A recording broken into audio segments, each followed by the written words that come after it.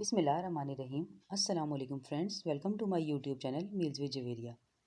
तो आज की हमारी रेसिपी है कोफ्ता करी।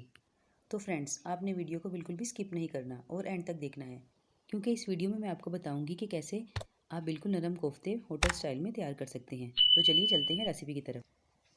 तो रेसिपी को स्टार्ट करने के लिए मैंने पहले कोफ्तों के इंग्रेडिएंट लिए हैं, जो कि कुछ यूँ हैं। कीमा मैंने लिया है बीफ का आधा किलो, ये 2 बार मशीन से निकला हुआ है। कोफ्तों के लिए हमेशा थोड़ा चिकना कीमा ही इस्तेमाल करें, तो ही कोफ्ते अच्छे बनेंगे। लाल मिर्च पाउडर मैंने लिया है 1 टीस्पून भर के। प्याज मैंने ली है एक दरमियानी बारीक कटी हुई।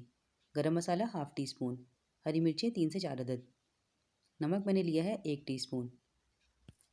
खसखस मैंने ली है 1 टेबल स्पून और चने 1 टेबल स्पून। इन दोनों को पीस कर मैं इसका पेस्ट तैयार कर लूँगी। खसखस को मैं पहले अच्छे तरीके से धो लूँगी, क्योंकि इसमें बहुत रेत होती है। इन दोनों के पेस्ट की मदद से ही कोफ्ते नरम और अच्छे तैयार होते हैं। तो चलिए अब मैं आपको बताती हूँ कि ग्रेवी के लिए हमें क्या चाहिए होगा। ग्रेवी के लिए मैंने लिया है ऑयल तकरीबन 1 कप। प्याज 2 अदद बड़े साइज़ के, इसे मैं टमाटरों के साथ ग्राइंड कर लूँगी। टमाटर 2 अदद, आपने लाल टमाटर लेने हैं दरमियाने साइज़ के। अब इन दोनों को मैं ग्राइंडर में डालकर ग्राइंड करूँगी, इससे ही हमारी ग्रेवी अच्छी तैयार होगी। धनिया पाउडर लिया है मैंने 1 टीस्पून, हल्दी 1 चुटकी, लहसुन अदरक का पेस्ट 1 टेबल स्पून, नमक 1 टीस्पून। आप अपने टेस्ट के हिसाब से नमक को कम या ज़्यादा भी कर सकते हैं। लाल मिर्च पाउडर मैंने लिया है 1 टीस्पून। हरी मिर्चें मैंने ली हैं साबुत 3 से 4 अदद। तो चलिए अब हम इसकी ग्रेवी तैयार कर लेते हैं। ये मैंने कढ़ाई ली है और गैस को ऑन कर दिया है। अब मैं इसमें ऑयल ऐड कर लूँगी।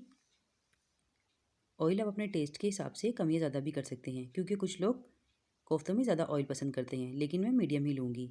अब मैं इसमें लहसुन अदरक का पेस्ट ऐड कर दूँगी और इसे 1 से 2 मिनट के लिए फ्राई कर लूँगी। लहसुन अदरक के पेस्ट से कोफ्तों में बहुत अच्छी खुशबू आती है।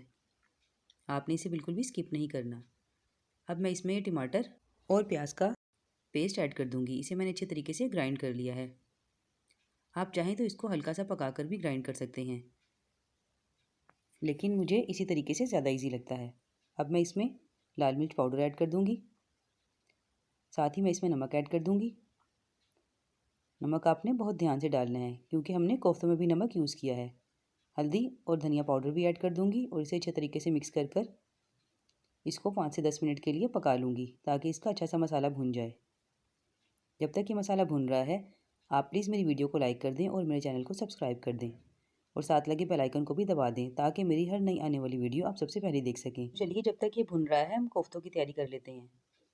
ये देखिए, मैंने इसे पेस्ट बना लिया है। आप चाहें तो इसे ज़्यादा बनाकर फ्रीज़ भी कर सकते हैं। अब मैं कीमे में ये हरी मिर्चें और प्याज डालकर इसे एक दफ़ा चॉप कर लूँगी। ये देखिए, मैंने कीमे को अच्छे तरीके से चॉप कर ली है और ये इस कंडीशन में आ गया है। ये देखिए इसका टेक्सचर कितना अच्छा और क्रीमी सा हो रहा है। अब मैं इसमें ये खसखस और चने का पेस्ट ऐड कर दूँगी। ये तकरीबन 1 टेबल स्पून है। लाल मिर्च पाउडर ऐड कर दूँगी, साथ ही नमक और गरम मसाला पाउडर भी ऐड कर दूँगी और इसे अच्छे तरीके से हाथ की मदद से मिक्स कर लूँगी, बिल्कुल हथेलियों से मसल कर, ताकि ये बिल्कुल एक जान हो जाए। ये देखिए, ये कितने अच्छे तरीके से मिक्स हो गया है। अब हम इसके कोफ्ते तैयार कर लेते हैं। इस तरीके से आपने इसका एक छोटा सा बाउल तैयार करना है। हाथ में लेकर इस तरीके से आपने इसे दबा दबा कर हल्का सा हाथ में पानी लगा लेना है और अच्छे तरीके से इसको इस तरीके से प्रेस करते हुए गोल कर लेना है। ख्याल रहे कि कोफ्तों में बिल्कुल भी क्रैक ना रहे, नहीं तो आपके कोफ्ते टूट जाएंगे। ये देखिए, इस तरीके से आप इसे गोल कर लेंगे हथेली की मदद से घुमाते हुए। आपने बहुत एहतियात से और पेशेंस के साथ इन्हें तैयार करना है। ये देखिए, कोफ्ता हमारा तैयार हो गया है। अब ऐसे ही मैं बाकी सारे कोफ्ते तैयार कर लूँगी। तो ये देखिए फ्रेंड्स, कोफ्ते मेरे बन गए हैं और ये आधा किलो में तकरीबन 15 तैयार हुए हैं। और ये देखिए, इनमें बिल्कुल भी क्रैक्स नहीं हैं। अब हम इन्हें पकाने की तरफ चलते हैं। तो ये देखिए फ्रेंड्स, जितनी देर में हमारे कोफ्ते तैयार हुए हैं, मसाला हमारा कितने अच्छे तरीके से भुन गया है। अब हम इसमें एक एक करके ये कोफ्ते ऐड कर लेंगे और इन्हें थोड़े गैप से रखेंगे, ताकि इन्हें पकने में आसानी रहे। अब हम इसकी थोड़ी सी मसाले के साथ भुनाई करेंगे। आपने भुनाई करते वक्त स्टार्टिंग में इसमें चम्मच नहीं चलाना, इसको इस तरीके से गोल गोल घुमाकर इसको हिलाना है, वरना आपके कोफ्ते टूट जाएंगे। अब कोफ्तों को पकते हुए तकरीबन 5 से 7 मिनट हो चुके हैं और इसकी 70% तक भुनाई हो चुकी है। इस स्टेज पर हम इसमें हरी मिर्ची ऐड कर देंगे और इसे भी अच्छे तरीके से मिक्स कर लेंगे। हरी मिर्ची डालने से इसका फ्लेवर बहुत अच्छा हो जाता है। अब हम एहतियात से इसमें इस तरीके से चम्मच चलाएंगे और साइडों से सारा मसाला छुड़ा लेंगे ताकि बिल्कुल भी मसाला ज़ाया ना हो। ये देखिए, अब आपने इसे हल्के हाथ से इस तरीके से चला लेना है। अब कोफ्ते तकरीबन पक चुके हैं और इंशाल्लाह टूटेंगे नहीं और ये बहुत अच्छे तरीके से भुन गए हैं। इस स्टेज पर हम इसमें पानी ऐड कर देंगे हाफ गिलास के करीब और इसे अच्छे तरीके से मिक्स करके 15 मिनट के लिए धीमी आंच पर दम पर रख देंगे ताकि कोफ्ते अंदर तक से गल जाएं। तो ये देखिए 15 मिनट हो चुके हैं और माशाल्लाह से किस कदर खूबसूरत लुक है।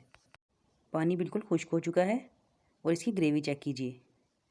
मैं अभी आपको दिखाती हूँ। ये देखिए, लग रही है ना बिल्कुल होटल वाली। बिल्कुल परफेक्ट और दानेदार ग्रेवी तैयार हुई है। अब हम इसे डिश आउट कर लेते हैं। तो ये देखिए फ्रेंड्स, किस कदर कमाल की ग्रेवी है और किस कदर अच्छी लुक है।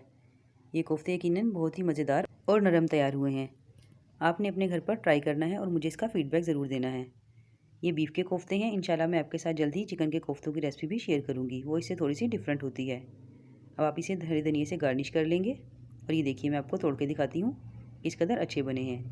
आज के लिए बस इतना ही। कल मिलूँगी आपसे एक नई रेसिपी के साथ। तब तक के लिए इजाज़त दीजिए। अपना बहुत